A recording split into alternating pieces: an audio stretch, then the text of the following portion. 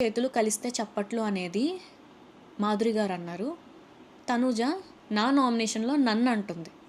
And interview Shivaji గారు చేసిన బజ్‌లో కూడా నా దగ్గర క్లాప్స్ కొట్టారు.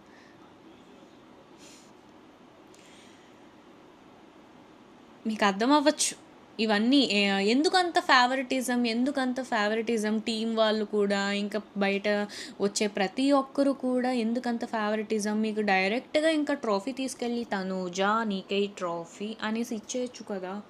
మిగిలిన వాళ్ళు ఇంతమందిని తీసుకొచ్చి వీళ్ళకి తనని పాజిటివ్ చేయడానికి రిమైనింగ్ వాళ్ళని నెగిటివ్ చేస్తున్నారు.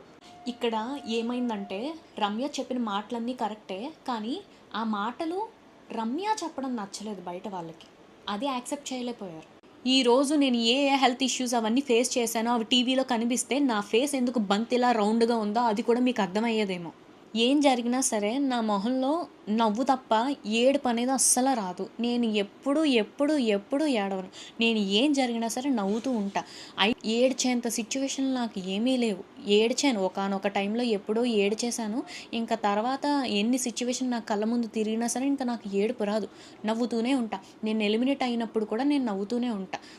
కంట్లోంచి కన్నీరు కూడా కారలేదు నేను ఎలిమినేట్ అయినప్పుడు. ఎందుకంటే నేను ఏం జరిగినా యాక్సెప్ట్ చేయడానికి నేను రెడీ.